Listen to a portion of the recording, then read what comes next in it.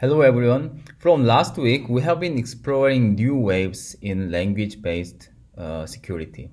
Today, we will learn about another emerging research area called program debugging that automatically simplify and customize large and complex software so that make it more secure and easier to understand and maintain.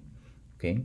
In this lecture, you will see how programming language and program analysis and machine learning techniques are used to achieve this goal. Okay, let's get started. We have been learning about new techniques to achieve next generation programming systems. Today, we will cover program transformation techniques, especially program debugging technique. The size and complexity of modern software like Linux kernel or even simple mobile apps we use every day have been rapidly increasing over time. This is mainly because software tend to add more and more features to support more devices, more functionalities, okay, by users' requests. But what happens if software is continuously bloating like this? The natural consequences of this software bloat, okay, are first, performance degradation. Okay. Second, maintainability issues, maybe. Okay. And the most significantly, security vulnerability issues. Okay. Actually, many security vulnerabilities, okay, have been reported in some extra functionalities of bloated software. Here is one example, okay, from GNU tar. I guess all of you are already familiar with this GNU tar program. Okay. This program especially introduced an extra functionality around in 2000. But the problem here is that this extra functionality had been repeatedly raising security issues for the next 16 years. Okay. And finally, the developers decided to stop supporting the functionality anymore a few years ago. Okay. Then, how can we reverse this trend? How can we reduce this kind of software bloat? Actually, people already have been working on projects like BusyBox, okay, which is a Unix utility package for embedded software. Each BusyBox program contains only core functionalities within very small size of code for low power embedded systems. Okay. Here, let's briefly compare the two different versions of tar, one from Linux and the other from BusyBox. The original version of tar in the common Linux distribution has 97 command line options. Okay. Instead, the BusyBox version has only contains 8 core options. Okay. Actually, this number is quite surprising, right? Among 97 options, how many options have you ever used when you use this tar? And also, the original version of tar consists of 45 kilo lines of code with 13 kilo statements in C. Okay, but the BusyBox version only consists of 3 kilo lines of code and 403 statements in C. Okay. And then finally, this particular version of tar contains a security vulnerability. Okay. But this customized version does not have non-security vulnerabilities yet. Okay. Then the question is, what is the state of the practice techniques, okay, to have this kind of customized software? The answer is manual job. Okay. People are writing customized software from scratch. Okay. Then the goal, what is the goal? The goal of program debugging system is to automate this process, okay, and generate customized software from a given some high-level specification provided by the user, okay, such as some input-output examples for common use case. Okay. Actually, the debugging system I will introduce in the rest of this lecture automatically generate a debloated version of tar, okay, which has the same options Okay, same options with the BGBox version and has similar size of code. Okay, let's take a look at how it works. Here I introduce a program developing system called Chisel. You can check out the system through this website. Okay. To achieve the goal, okay, the good software developing system should satisfy the following criteria. The system should generate minimal programs by aggressively removing existing code from the program. It is not like compiler optimization, such as unreachable code removal, something like that, but it is actually feature removal. So it even deletes live code. And also the system should scale to larger programs. Okay? And also the output should be robust enough.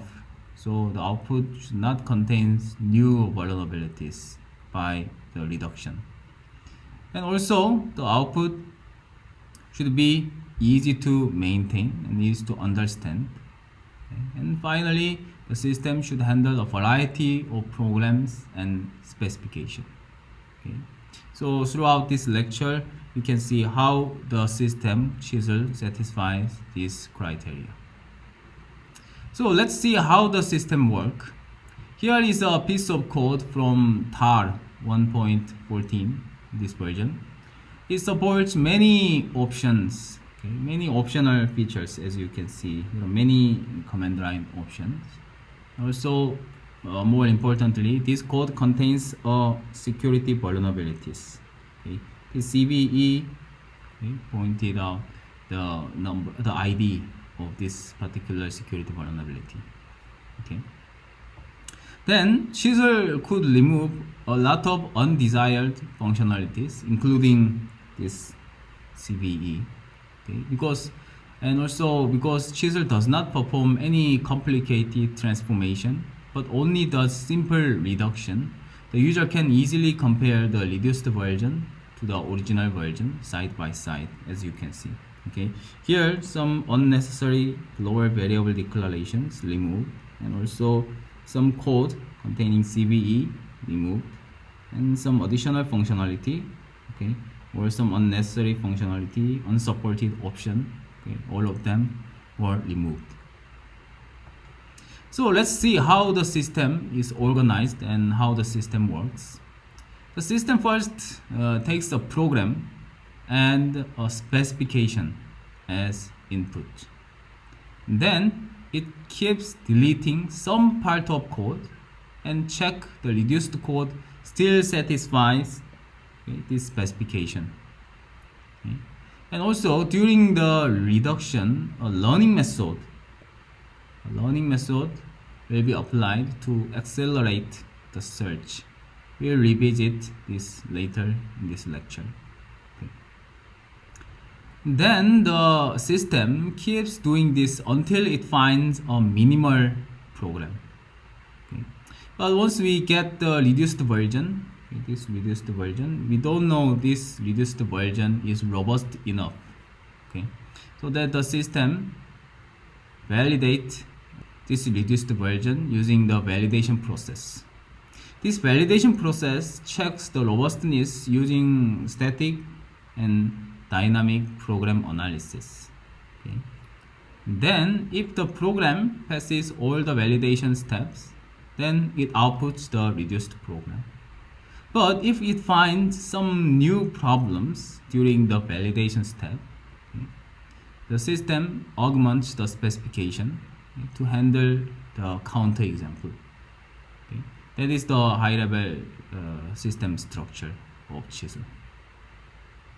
Then, to achieve the system, there are many key research questions.